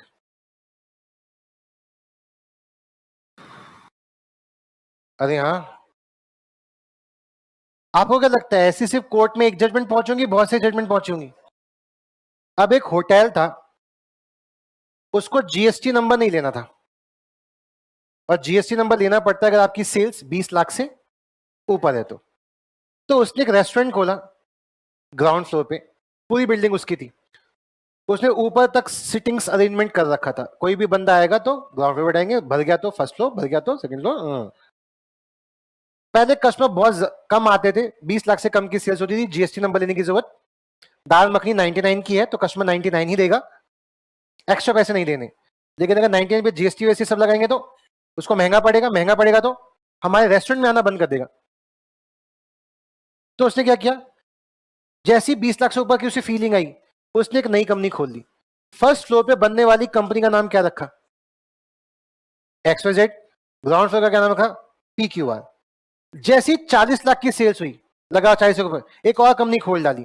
थर्ड सेकंड फ्लोर पे एक नई कंपनी चल रही है, MNP। और अगर 60 लाख से ऊपर जा रहा है, एक और कंपनी खोल दी। लेकिन इन चारों की किचन तो एक ही है, चारों में दाल मखनी का टेस्ट तो सेम ही है। सिर्फ 4 कंपनी खोलने से तुम ऐसा थोड़ी ना होगा कि 20-20 लाख से बच जाओगे। अल्टीमेटली तुम्हारा मकसद क्या है 4 कंपनी खोलने का? जीएसटी की चोरी करना, बोलो हाँ। अरे हाँ, क्या बताओ, 4 कंपनी मानी जाएंगी, या खत्म करके एक ही कंपनी हो जाएगी? और तूने 60 लाख लिए, चल जीएसटी काट हमें दे, कस्टमर से नहीं लिया तो अपनी जेब से दे। आप समझो ऐसी कितनी सारी केस स्टडीज होंगी। हम सारी केस स्टडी पढ़ रहे हैं कुछ निम्न, ताकि एक आइडिया ले सके कि अच्छा अगर कोई कंपनी में गलती करेगा तो हम कोर्ट क्या करेगी। बताओ ये पर्दा कब उठेगा? जब एक्चुअली में कोई इसके अगेंस्ट कंप्लेंट करेगा। अरे ऐसे नो, मेरी 20 लाख की इनकम 5 लाख कब पकड़ी जाएगी? जब कोई केस करेगा, अदरवाइज तो सब चल रहा है, अरे सब ठीक है, अरे बोलो हाँ, अरे हाँ हाँ या नहीं, अरे हाँ या ना। चलो लास्ट केस स्टडी और पढ़ रहे हैं। अगर कंपनी फॉर्म करने का मकसद फ्रॉड करना है, इम्प्रॉपर कंडक्ट करना है, या डिफीट करना है लॉ को डिफीट करना है, या कुछ फ्रॉड करना है, या कोई इम्प्रॉपर कंडक्ट करना है। अब आईसीए ने यहाँ थक गया तो उसने बोला Gilford Motors company versus horn, explanation कह रहा खुद देख लेना। है ना, कोई खोल के बैठा है आईसीए का स्टडी मेट है, हेडिंग थियरी है, क्या खुद देख लेना। कह रहा जब सब कुछ गूगल पे ही पढ़ना है तो ये भी पढ़ लो गूगल पे। यानी आईसीए का मकसद क्या है, बस केस स्टडी का नाम देके ये बताना कि ये भी हालात किसी केस स्टडी से मैच करते हैं। अब गिलफर्ड मोटर वर्सेस हॉर्न में क्या हुआ, हम तो तड़का लगा के बातें पढ़ेंगे। आईजीपी ने मेरे साथ एक कॉन्टेक्ट किया, क्या कि ऋषभ गौर अगर तुम हमारे साथ पढ़ाओगे तो आप हमारे कस्टमर को सॉलिसिट नहीं करोगे। मतलब जो बच्चा आप मेरे से पढ़ने आए हो, आप मुझे क्यों जानते हो, और क्या आप आईजीपी में है, वरना मेरे को तो आप जानते ही नहीं थे। आपने मुझे कब जाना, आईजीपी में आने के बाद। अब जब आप मुझे जान गए तो क्या मैं आपको कन्विंस करके किसी और इंस्टीट्यूट में ले जा सकता हूं, ले जा तो सकता हूं ना। इसलिए आईजीपी ने पहले ही कॉन्ट्रैक्ट साइन करा लिया, ऋषभ गौर एक कॉन्ट्रैक्ट साइन करो, आप हमारे कस्टमर को अपना कस्टमर नहीं बनाएंगे। सीए इंटर में ये मत बोल देना कि अब बेटा पढ़ने के लिए आईजीपी मत, ऋषभ गौर क्लासेस में आ जाओ, बाकी आपको बच्चे ने कैसे जाना, आईजीपी की वजह से। साइन करो, मैंने साइन कर दिया, लेकिन मेरे मन में लड्डू फूटा। मैंने कहा यार मैं तो सी इंटर का बैच ही नहीं पढ़ा पाऊंगा, आईजीपी शायद मुझे ना बेचे। तो मैंने एक अपना इंस्टीट्यूट खोल दिया ऋषभ गौर क्लासेस करके, आरजीसी कंपनी खोली, आरजीसी प्राइवेट लिमिटेड। उसका मैंने डायरेक्टर अपनी वाइफ को बना दिया, फोन नंबर नया ले लिया। आपको तो कौन सा नंबर दे रखा है, 8527931436, यहां पे एक नया नंबर लिया। अब इस नंबर से आप उन स्टूडेंट्स के पास मैसेज जा रहे हैं, क्या कोचिंग पढ़ लो आरजीसी में, कोचिंग पढ़ लो आरजीसी में। अब आईजीपी ने क्या बोला, एक बच्चे ने बोला आईजीपी ऋषभ सर के साथ, ऋषभ सर से मैं आईजीपी पढ़ूं या वहां पढ़ूं, ये क्या मैसेज दिखाऊं। अब आईजीपी ने मेरे ऊपर केस ठोक दिया, ऋषभ ये तो गलत है, आपने कॉन्ट्रैक्ट साइन किया था और कॉन्ट्रैक्ट में ये भी लिखा था पेनल्टी, कॉन्ट्रैक्ट तोड़ोगे तो 10 लाख की पेनल्टी है। मैंने कहा मैंने कॉन्ट्रैक्ट तोड़ा कहां, मैंने मैसेज किया क्या। बच्चों एक बात बताओ, 8527931436 नंबर से कॉल आएगा तुम्हारे पास, नहीं सर। किस नंबर से आया, इस नंबर से। सर इस नंबर को तहकीकात करते तहकीकात, ये नंबर किसका है, आज इसी प्राइवेट लिमिटेड का। आज इसी private limited is a separate legal entity, company कर रही है, मैं थोड़ी ना कर रहा हूं। लेकिन मैंने क्या कांड किया तुम समझ रहे हो, मैंने कंपनी बस दिखावे के लिए खोली है। अब पर्दा खुलेगा, पर्दा खुल के गवर्नमेंट कोर्ट ने देखा कि सिर्फ उन बच्चों को मैसेज किया गया है जो आईजीपी से थे। मतलब ये कोई कोइंसिडेंस नहीं है कि आईजीपी के बच्चों के पास भी मैसेज चला गया, एक्चुअली मैसेज गया ही किसके पास है। अगर ऐसा होता कि बहुत सारे बच्चों के पास गया होता, उसमें से कुछ आईजीपी के निकलते तो माना जाता कि ये कंपनी एक सेपरेट कंपनी है, इसका इससे कोई लेना देना। लेकिन हालात ऐसे हुए कि क्या नजर आया कि उस कंपनी के खोलने का मकसद ही क्या है, इस कॉन्टेक्ट की धज्जियां उड़ाना। बोलो हाँ, कॉन्टेक्ट में साइन तो ऋषभ ने किया है, ऋषभ गौर क्लासेस प्राइवेट लिमिटेड थोड़ी ना किया है, तो मैं नहीं कर सकता, वो तो कर सकते हैं ना। तो वो कंपनी खोलने का मकसद क्या था, इस कॉन्टेक्ट को डिफीट करना। अगेन वही वाली बात, अगर किसी कॉन्ट्रैक्ट से किसी पर्टिकुलर लॉ को डिफीट, कॉन्ट्रैक्ट को डिफीट कर रहे हैं तो ये कॉन्ट्रैक्ट वाइड है। इसलिए कोर्ट ने बोला ऐसी कोई कंपनी नहीं है, इसे बंद किया जाए। ये कांड तो अल्टीमेटली ऋषभ गौर का ही है, और ऋषभ गौर अगर तुमने कॉन्ट्रैक्ट को तोड़ा है, चलो आईजीपी को 10 लाख दो। समझो कोर्ट का अल्टीमेट मकसद क्या है, कि लोग कहीं कंपनी खोल के कुछ गलत काम ना करें, आम इंसान का नुकसान ना हो।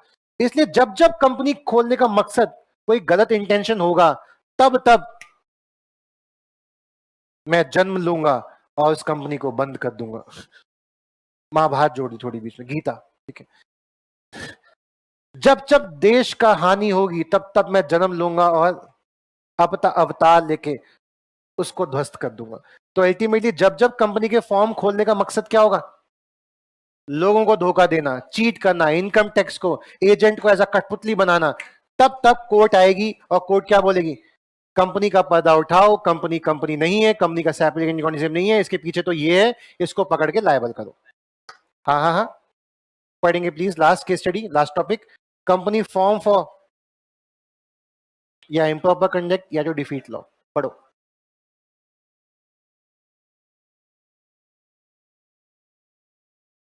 पढ़ेंगे।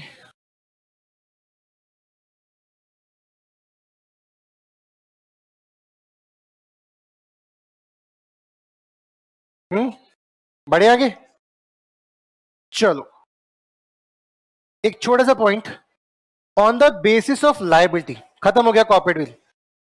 कॉर्पोरेट विल क्या हो गया, खत्म। चेक करेंगे बस शुरू से हमारे कौन कौन से टॉपिक रह गए, आज हम उनको खत्म करेंगे। सबसे पहला एप्लीकेबिलिटी, खत्म। कंपनी का मतलब क्या होता है, कंपनी के फीचर्स क्या होते हैं, पढ़ लिए।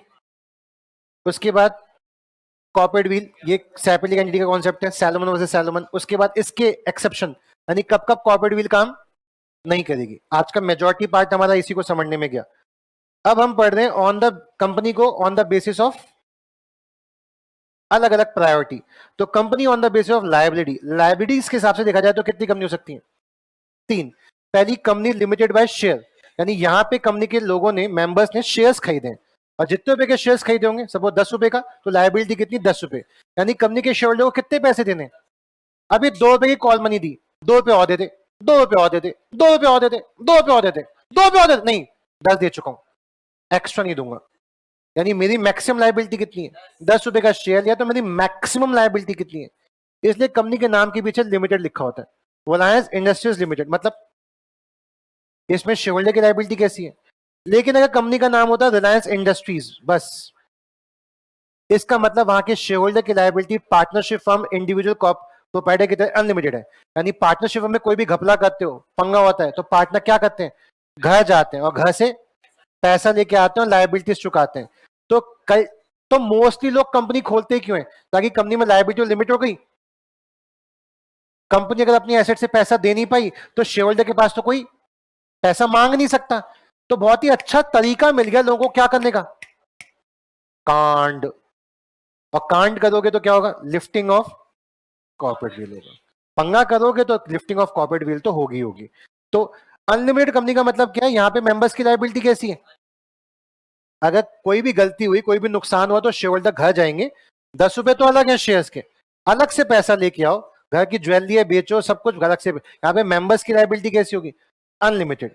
क्या कोई सोचना, क्या कोई प्रैक्टिकली कोई ऐसी कंपनी खोलता होगा, बट सेक्शन 2 क्लॉज 92 में डिफाइंड है, मतलब शायद कोई ऐसी कंपनी खोले थियोरेटिकली, तो उस कंपनी को क्या नाम देंगे, अनलिमिटेड कंपनी।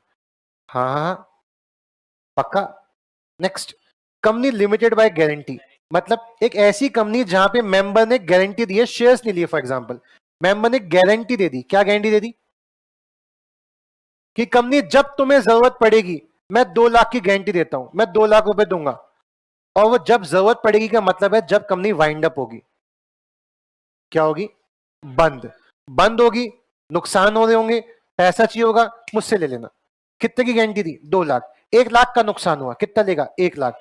3 लाख का नुकसान हुआ, 2 लाख लेगा, क्योंकि मेरी मैक्सिमम गारंटी कितनी है, 2 लाख की। यानी यहां भी लाइबिलिटी कैसी है, लिमिटेड है। यानी यहां भी नाम कैसा होगा, something something limited, something something private limited, क्योंकि मेंबर ने अपनी लाइबिलिटी पे लिमिट लगा ली 2 लाख बोल के, लेकिन यहाँ 2 लाख देने कब है, वाइंड अप पे टाइम पे। और अगर एक नॉर्मल शेयर होल्डर ने 20,000 शेयर, 20,000 शेयर 10 रुपए के लिए शेयर्स, तो वहां भी लाइबिलिटी कितनी है, 2 लाख की तो है, लेकिन वहां पैसा कब देना पड़ेगा, डायरेक्टर जब चाहे तब वो पैसा मांग लेंगे, और तब तब आपको वो पैसा, उसने बोला चलो एप्लीकेशन मनी दो, दे दिया, अलॉटमेंट मनी दो, दे दिया, फर्स्ट कॉल दो, दे दिया, सेकंड कॉल दो, दे दिया, थर्ड कॉल दो, दे।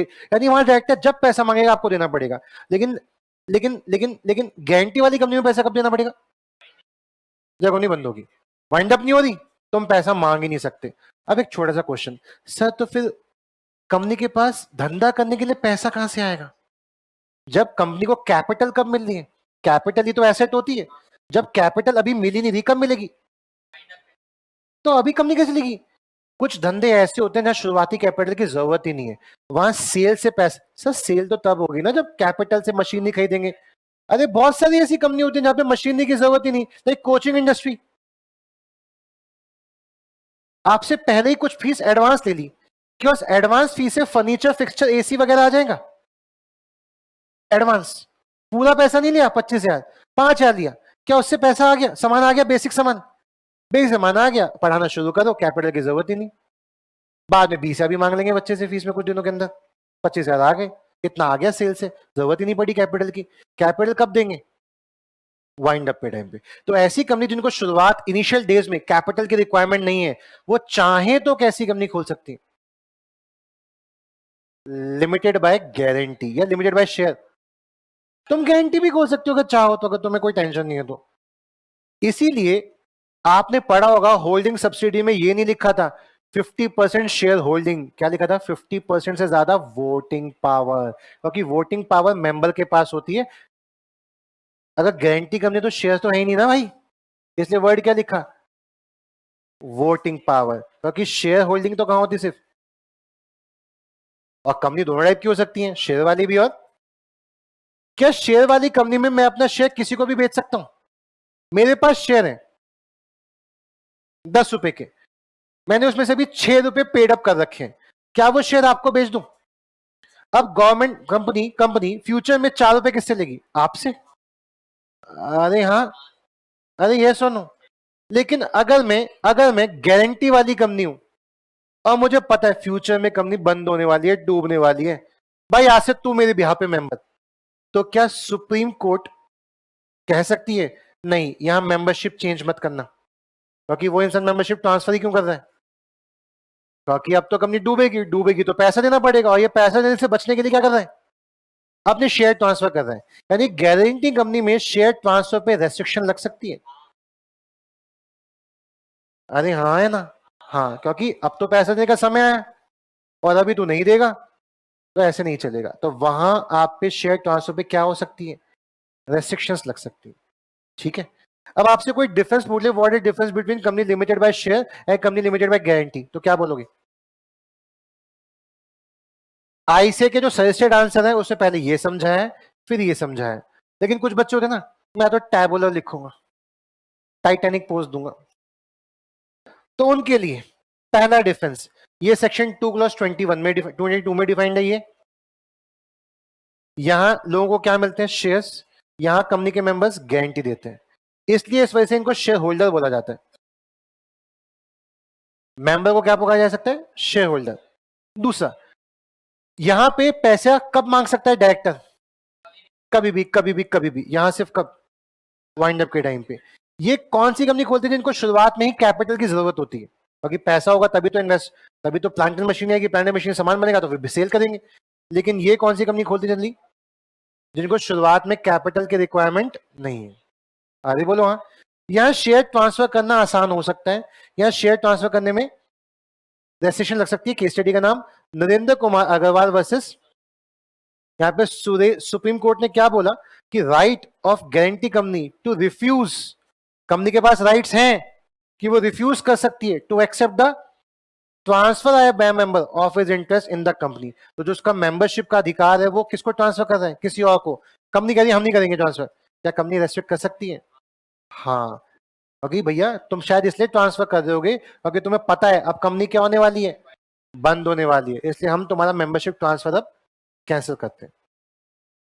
आई बात समझ?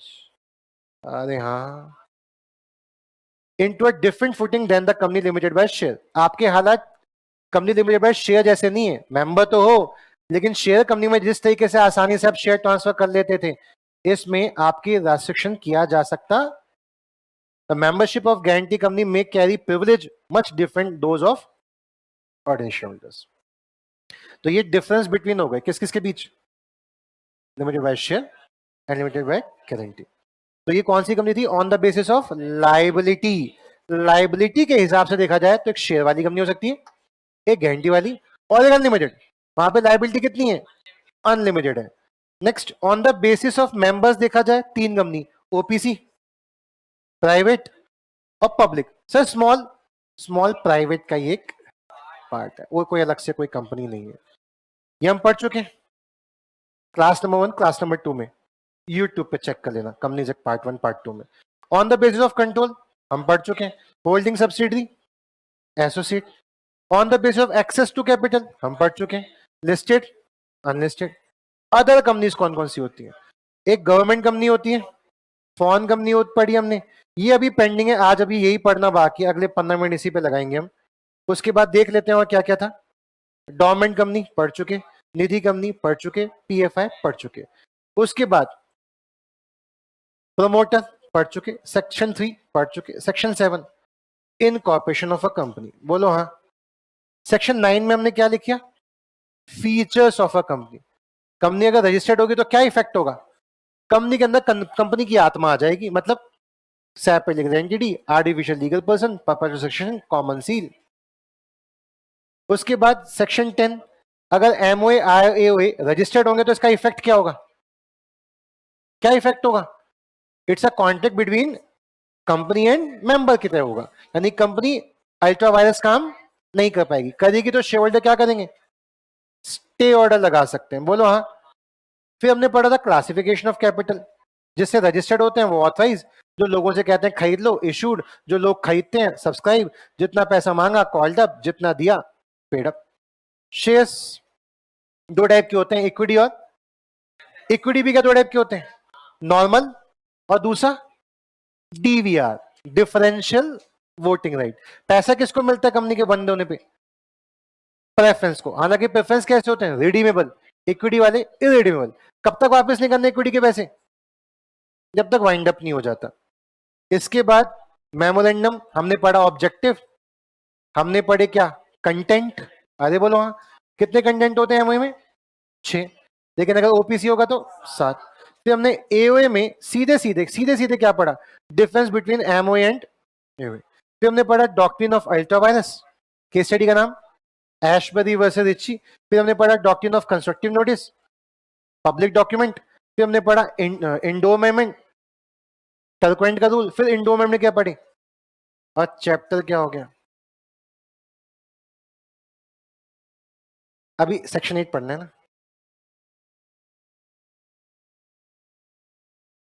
चलो आओ जरा सेक्शन 8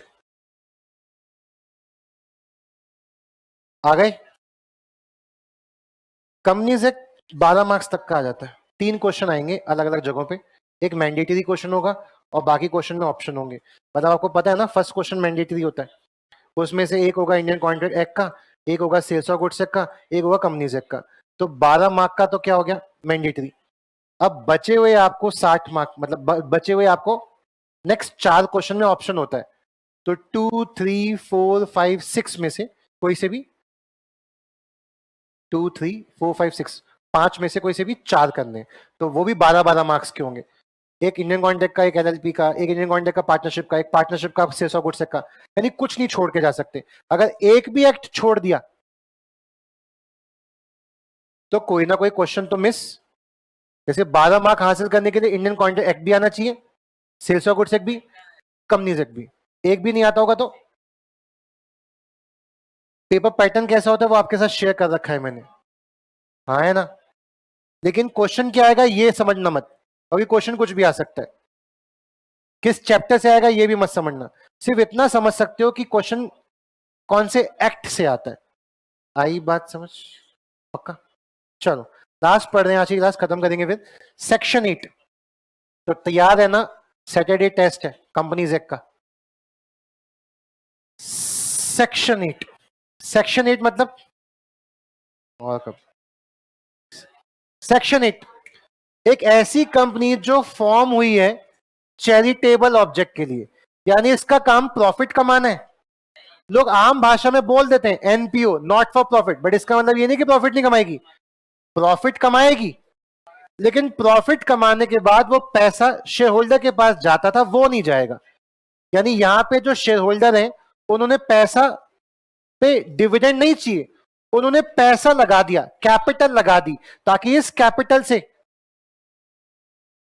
एक एसेट बने, उस एसेट से चैरिटी हो। इस्कॉन ने इस्कॉन के जो संस्थापक थे, प्रमोटर, शेयर होल्डर, उन्होंने पैसा लगाया, उस पैसे से एक मंदिर बना, उस मंदिर में चढ़ावा आता है, चढ़ावा इज द प्रॉफिट, उस चढ़ावे से हम भंडारा करेंगे, गरीबों का पेट भर रहा है, चैरिटी हो गई। उस भंडारे के पैसे से अगर बहुत ज्यादा आ गया, एक और मंदिर खोल देंगे, उस मंदिर से लोगों को वहां पे आके शांति सुकून मिलेगा, चैरिटी हो गई। तो अगर आपका काम चैरिटी करना है, उस पैसे से शेयर होल्डर को पैसा वापस नहीं चाहिए, जो लगाया मेरे को इंटरेस्ट वापस चाहिए, जो लगाया डिविडेंड चाहिए, डिविडेंड नहीं मिलेगा। अगर तूने डिविडेंड लिया, सेक्शन 8 का सर्टिफिकेट छीन लेंगे, यानी तू चैरिटेबल कंपनी नहीं रह जाएगी। आई बात समझ? क्या आईजीपी प्राइवेट लिमिटेड चाहे तो अपने आप को क्या चैरिटी कंपनी में शिफ्ट करवा सकता है? क्या उससे होगा क्या आपसे फीस नहीं लेंगे? फीस तो तब भी देंगे, लेकिन आपसे जो पैसा मिलेगा उससे आईजीपी के पास, आईजीपी के शेयर होल्डर को पैसा नहीं जाएगा। आईजीपी उस पैसे से नया फर्नीचर खरीदेगा, आपके लिए एडवांस फर्नीचर परचेज करेगा, एक और नया आईजीपी में रूम परचेज कर लेगा ताकि उस रूम में और बच्चों को पढ़ाया जा सके, लेकिन वो पैसा शेयर होल्डर के पास नहीं जाएगा। आई बात समझ? अरे हाँ, पैसा कंपनी में ही रहेगा। तो लोग इसमें भी क्या घपले करते होंगे? जैसे आशीष काला सर शेयर होल्डर भी हैं, डायरेक्टर भी हैं, वो आईजीपी में एम्प्लॉय भी बन जाएंगे और कहेंगे आईजीपी कंपनी को सेक्शन 8 कंपनी कन्वर्ट कर लो, और सैलरी ले लेंगे मोटी, अच्छा खासा हेफ्टी अमाउंट। डिविडेंड नहीं दे रहे ना, सैलरी तो ले सकते हैं। मैं और कंपनी सेपरेट लीगल एंटिटी। तो अगर ऐसा पाया गया कि कंपनी खोलने का मकसद क्या है, गलत काम करना, तो फिर से क्या होगा? कॉर्पोरेट व्हील लिफ्ट हो जाएगी।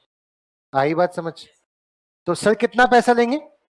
जितना सर एक्चुअली में डिजर्व करते होंगे। यानी सर सीएमए पढ़ाते हैं, सर एफएमएसएम पढ़ाते हैं, सर डायरेक्टर भी हैं तो कंपनी को मैनेज भी करते हैं, तो उसकी जो सैलरी बनती होगी वो ले सकते होंगे। आई बात समझ? अरे हाँ है ना, और वो भी अच्छी खासी बन जाती होगी। तुम समझ लो यार अपने। सर जितने बच्चे पढ़ा रहे हैं उनकी फीस, ठीक है, और सब मैनेज कर रहे हैं उसकी फीस तो डायरेक्टर का दिमाग तो लगता है ना। और सर क्या डायरेक्टर आप इतनी सैलरी कह सकते हो? सीए हूं भाई, सीएस हूं, सीएमए हूं, पढ़ाई भी इतनी की है मैंने कि मैं ये सैलरी डिजर्व। किसी आधे गहरे को बैठा के सैलरी दे देंगे तो नहीं आएगा फिर। हाँ है ना, पापा से कॉपी चेक करवा रहा हूं, पापा को मैं 5 लाख दे रहा हूं तो कोर्ट चेक करेगी ना, क्या पापा इतने पढ़े लिखे हैं कि वो कॉपी चेक कर सकते हैं? तो बोलेगी 5 लाख जेन्युइन है, वरना ये बोले कॉपी चेक करने हो तो 10,000 मिल जाते हैं। तुम 40,000 दे रहे हो एक इंसान को, पक्का घपला है। समझो? तो हालातों को देख के कोर्ट डिसाइड करेगी सब कुछ जेन्युइन है या इनजेन्युइन है। वापिस आ रहे हैं सेक्शन 8 पढ़े बेटा, आओ। Section 8 of the company deals with the formation of a company which are form की गई है, कि वो अंडरलाइन करना प्लीज, कि वो प्रमोट करेंगी। क्या प्रमोट करेंगी? कोई चैरिटेबल ऑब्जेक्ट, जैसे व्यापार का प्रमोशन करेंगी कि दोस्तों व्यापार करना चाहिए। तो मैंने कंपनी क्यों खोली? लोगों को अवेयर करने के लिए। जैसे एक अंकल जी हैं, वो यूट्यूब पे बोलते हैं आओ छोटा बिजनेस खोलें। समझ गए होगे तुम समझ गए होगे, छोटा बिजनेस। तो उनका काम क्या है? लोगों को मोटिवेट करना। और क्या वो इसकी फीस लेते हैं? हाँ, फीस लेते हैं बकायदा। लोगों को दो बिजनेस करो, छोटा बिजनेस खोलो अपना देश में, तो क्या इससे फीस आ रहा है? लेकिन क्या वो चैरिटी अपने आप को चाहे तो सेक्शन 8 कंपनी में कन्वर्ट करा सकते हैं? हाँ, पैसा आएगा उससे फिर नया सेमिनार लेंगे, उससे पैसा आएगा फिर नया। मेरे को नहीं चाहिए पैसा, मैं एज अ एम्प्लॉय सैलरी ले लूंगा, मुझे as a shareholder dividend नहीं चाहिए। खोल दो कंपनी। सेक्शन 8 कंपनी खोलेंगे, क्या कई प्रिविलेजेस हैं, क्या कई फायदे होते होंगे, तभी तो लोग खोलना चाहते होंगे। सेक्शन कंपनी को कुछ टैक्सेशन में बेनिफिट्स मिलते होंगे, कैश फ्लो स्टेटमेंट नहीं बनाना पड़ता होगा, ये डॉक्यूमेंट नहीं फाइल करना पड़ता होगा, इसलिए कोई अपने को किसमें कन्वर्ट कराना चाहता होगा, क्यों खोलना चाहता होगा? ताकि आप उसको वो बेनिफिट्स। सेक्शन 8 कंपनी होने की वजह से क्या गवर्नमेंट भी बहुत सब्सिडीज देती होंगी? मंदिर खोलना है, स्कूल खोलना है, ये लो ये जमीन फ्री, वरना जमीन खरीदने के पैसे। अरे हाँ या नहीं? आईजीपी कह रहे हैं सीए बच्चों को फ्री में पढ़ाएंगे, गवर्नमेंट बोली ये लो जमीन, इवन आई से बोलेगा हम जमीन खरीद के दे रहे हैं, यहां पढ़ा लो, तो क्या आईजीपी को जमीन फ्री में मिल गई? अरे हाँ है ना। तो चैरिटेबल ऑब्जेक्ट की वजह से काफी डोनेशन भी मिलती है, काफी सब्सिडीज भी मिलती है। तो आप क्या प्रमोट कर रहे हो? या तो कॉमर्स या आर्ट या साइंस या स्पोर्ट्स या एजुकेशन या रिसर्च या सोशल वेलफेयर। इस्कॉन मंदिर किसको प्रमोट कर रहे हैं? रिलीजन को। किसको? धर्म को। Charity, protection of environment. मतलब हम एक एसोसिएशन रहेंगे जहां पे गरीबों को रात को कंबल उड़ाने का काम हमारा, गरीबों को रात को फ्री में खाने खिलाने का काम हमारा। हमने क्या किया, सारे रेस्टोरेंट के साथ कांटेक्ट किया, जितना रात को खाना बच जाए, या बहुत लोग होते हैं ना खाना खाते हैं लेकिन छोड़ देते हैं, तो उस खाने को अलग जगह सेव कर लेना। हम रात को आएंगे 11 बजे, आपसे खाना लेंगे और रात को गरीबों में बांटते जाएंगे। तो कैसा काम कर रहे हैं? क्या वो जो कंपनी में एम्प्लॉइज काम करेंगे उनको सैलरी मिलती होगी? हाँ, क्योंकि कोई भी काम करेगा वो तो सैलरी मांगेगा ना। लेकिन कंपनी का एम प्रॉफिट कमाना नहीं है। कंपनी का एम क्या है? जितना दान दक्षिणा मिले सोसाइटी का वेलफेयर करेंगे, जो पैसा आएगा उससे हम पेड़ लगाएंगे। इस इंटेंशन से अगर आपने कंपनी खोली तो कैसी कंपनी खोल सकते हो आप? सेक्शन 8। सच कंपनी की इंटेंशन क्या है कि जो पैसा प्रॉफिट के तौर पे आएगा वो पैसा दोबारा कहां लग जाएगा? उसी ऑब्जेक्ट में। और ये कंपनी के अंडरलाइन करना प्रोहिबिट है, मना है साफ साफ कि वो उससे क्या नहीं होगा। तो लोगों को लगता है not for profit organisation, section 8 का मतलब है प्रॉफिट नहीं कमाना। क्या इस्कॉन मंदिर बहुत पैसा छाप रहा है? क्या बालाजी मंदिर में बहुत चढ़ावा आ रहा है? लेकिन वो, अच्छा, जरूरी नहीं कि सारे मंदिर कंपनी हो, कुछ मंदिर ट्रस्ट भी होते हैं। देखा होगा, देखा होगा, something something something trust registered, कि वो ट्रस्ट रजिस्टर्ड, तो वो ट्रस्टी ट्रस्ट एक्ट में रजिस्टर्ड है।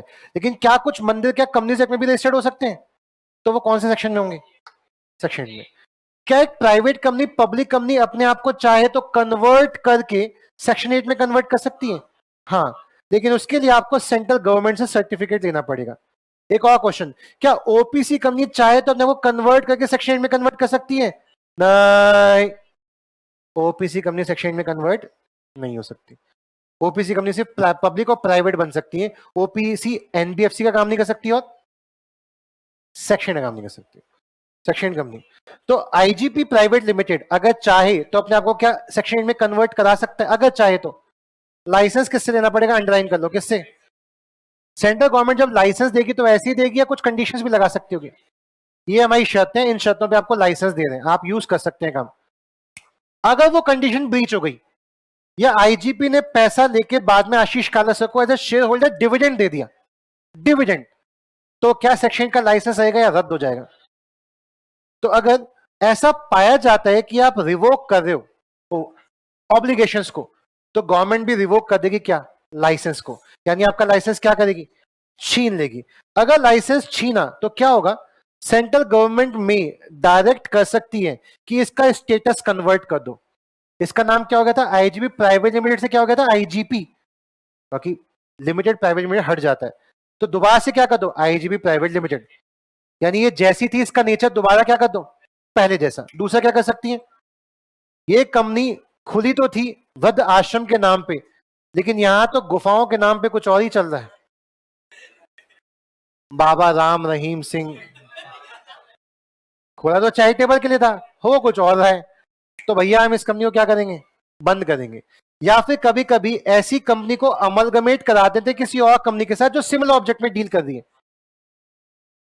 एक कंपनी खुली योगा सिखाने के लिए, लेकिन वो फ्रॉड कर रही थी, तो हमने बोला बाबा रामदेव इस कंपनी को आपकी कंपनी के साथ जोड़ देते हैं, इस कंपनी को आप देखो देखो। तो कभी कभी हम उस कंपनी का उससे मेंबरशिप मैनेजमेंट छीन के किसी और को सौंप देते हैं कि कंपनी का ऑब्जेक्टिव तो अच्छा है लेकिन चलाने वाला बुरा था, तो इस कंपनी को अब ये मैनेजमेंट संभालेगा, ये कंपनी चलाएगी। तो कभी कभी हम दो कंपनी को क्या कर देते हैं? अमलगमेट कर देते हैं। हाँ हाँ हाँ।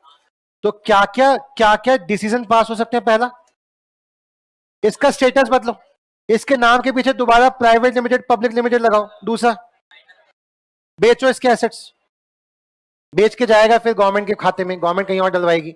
तीसरा, इसको ऐसी कंपनी को सौंप दो, ऐसी कंपनी के साथ जोड़ दो जो कंपनी यही धंधा कर रही, यही काम कर रही, ताकि वो इस मंदिर को, वो इस जगह को चला सके। हाँ हाँ हाँ, हो। तो OPC company, OPC sorry, section 8 company में क्या लाइसेंस रिवोक भी हो सकता है? लाइसेंस दिया किसने? Central government. तो छीनेगी भी कौन? क्या पनिशमेंट भी है? हाँ, अगर आप सेक्शन 8 का उल्लंघन करते हो तो कंपनी तुम्हारी पेनल्टी 10 लाख से कम नहीं होगी, 1 करोड़ से ज्यादा नहीं होगी। और डायरेक्टर ऑफिसर तुम्हारी पेनल्टी 25,000 से कम नहीं होगी और 25 लाख से ज्यादा नहीं होगी। इसके अलावा अगर हमें पता चलता है कि तुम्हारी इंटेंशन फ्रॉड करने की थी तो 447 प्लस में लगेगा। प्लस में मतलब पहले ये पेनल्टी दे के आओ, फिर 447 की कोर्ट में हाजिर हो, वहां पे फिर अलग पनिशमेंट है। 447 का आपको पता है किसका सेक्शन है? फ्रॉड का। यहाँ पे 10 साल तक की क्या हो सकती है? जेल। तो पूरा का पूरा ना पढ़ के आप सीधे सिग्निफिकेंट पॉइंट्स भी पढ़ सकते हैं कि इस कंपनी को फॉर्म होने का मतलब क्या है। मिनिमम शेयर कैपिटल, जब प्राइवेट कंपनी पब्लिक कंपनी की हमें नहीं पता तो इसकी भी नहीं पता। इसका प्रॉफिट कहां जाएगा? उसी ऑब्जेक्ट्स को दोबारा प्रमोट करने में, डिविडेंड के तौर पे नहीं जाएगा। डिविडेंड देना क्या है? प्रोहिबिट। लाइसेंस कौन देगा? नाम के पीछे से क्या हट जाएगा? क्या लगा लो, IGP club, IGP association, IGP welfare. वरना आईजीपी तो ठीक लग रहा है, लेकिन क्या नहीं लगेगा नाम के पीछे? लिमिटेड प्राइवेट हट जाएगा। लाइसेंस कौन रिवोक करेगा? Central government. अगर आपने कुछ कंडीशन क्या की, कॉन्ट्रावीन, उल्लंघन किया, क्या करेगा? ये पंगे होंगे। नाम के पीछे दोबारा प्राइवेट लिमिटेड लग जाएगा। जो रिलैक्सेशन मिल रही थी सेक्शन 8 की वो मिलनी बंद हो जाएंगी, या फिर कंपनी को वाइंड अप करवा देंगे, या फिर कंपनी को किसी और कंपनी के साथ अमलगमेट करवा देंगे। इसके अलावा नॉर्मल कंपनी में जब मीटिंग बुलाते हैं तो 21 दिन का नोटिस देना पड़ता है। कितने दिन का नोटिस? शेयर होल्डर कह रहा है भाई मैं अपने घर में रहता हूं, तुम मीटिंग करोगे रजिस्टर्ड ऑफिस है मुंबई में, मुझे अपने घर से मुंबई आने में इतना समय तो दो कि ट्रेन की टिकट बुक कर सकूं, फ्लाइट की टिकट बुक कर सकूं। तो नोटिस कितने दिन पहले मिलना चाहिए? लेकिन अगर सेक्शन 8 कंपनी है तो 21 दिन नहीं, 14 भी काफी। नॉर्मल कंपनियों को मिनिमम 2 डायरेक्टर रखने पड़ते हैं प्राइवेट में, मिनिमम 3 डायरेक्टर रखने पड़ते हैं पब्लिक कंपनी में। लेकिन सेक्शन 8 कंपनी में ऐसा कोई रूल, यानी आप कितने भी कम भी रखो चलेगा। आपका एम मेन धंधा करना थोड़ी ना है, आपका एम तो चैरिटी करना है। ऐसी नॉर्मल कंपनी में नॉमिनेशन और रेमुनेशन कमेटी खोलनी पड़ती है, शेयर होल्डर रिलेशनशिप कमेटी खोलनी पड़ती है, बट सेक्शन 8 में नो नीड।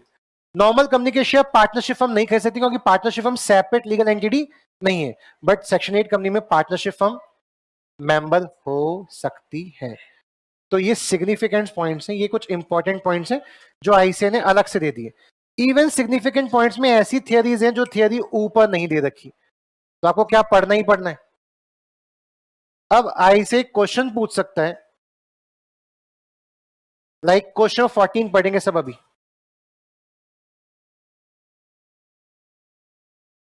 बस्ता मत पैक कर लेना, पढ़ो। ए बी सी 3 पोप थे, पोप समझते हो? चर्च के father. A B C 3 church के फादर थे। उन्होंने क्या सोचा, जो क्रिश्चियंस में गरीब लोग होते हैं, क्रिश्चियन में जो पिछड़ी जाति के लोग होते हैं, उनके लिए क्या करते हैं, एक चैरिटेबल इंस्टीट्यूशन खोलते हैं जहां पे लोग आएंगे और हम उनका वेलफेयर करेंगे। तो इस वजह से कौन सी कंपनी खोली? किन के लिए? ताकि गरीब लोग आके इस चर्च में अपना आर्टिस्टिक वर्क दिखा सकें और लोग कुछ आर्टिस्टिक वर्क को खरीद के, तो इससे गरीबों का भला हो जाएगा। 30 सितंबर 2019 को क्या पता चला?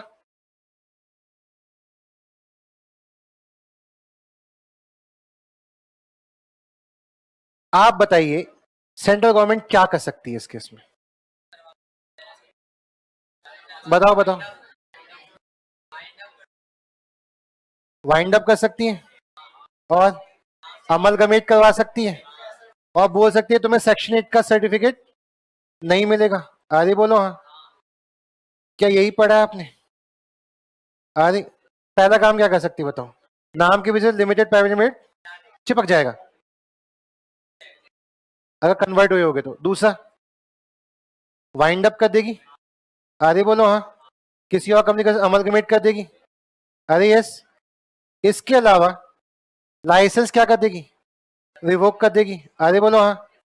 और प्रॉपर्टी जो भी सामान वामान है वो उठा के अपने पास रख लेगी, या जिस मेंबर पे जो डायरेक्टर गलत कर रहा होगा उसकी ड्यूटी पे ऑब्लिगेशंस लगा देगी। इसके अलावा क्या कंपनी को पेनल्टी लग सकती है? क्या डायरेक्टर ऑफिसर को पेनल्टी लग सकती है? वो इसका आंसर हो गया। तो ये आंसर आप तभी दे पाओगे। अच्छा, ये आपको भी पढ़ने में छोटे शायद पैराग्राफ अलग से लग रहे हो, लेकिन ये पैराग्राफ आपकी बुक में ही है।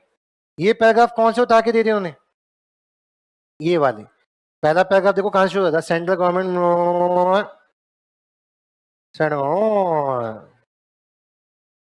क्योंकि मैंने आपको कहां से पढ़ा दिया, पॉइंटों में। वही पॉइंट कहां लिखे हैं?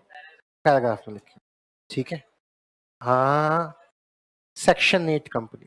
ठीक है, एक बार पूरा कंपनी रिवाइज करेंगे। सैटरडे को टेस्ट है। ये सारे लेक्चर कंपनी 1 से लेके 7 तक हमने कहाँ डाल दिए? यूट्यूब पे। मैं आज इसकी रिवीजन वीडियो भेज दूंगा, यानी जो पूरी क्लासेस लेने में हमने अप्रोक्स 12 घंटे लगाए हैं, यही चीज रिवाइज कर सकते हो 3 घंटे में। देखो, जितना बार आप रिपीट करोगे आपका वो टाइम कम हो जाएगा। तो मैं 3 घंटे वाली रिवीजन वीडियो भी शेयर कर दूंगा। ठीक है, चलो आज कितना काफी है।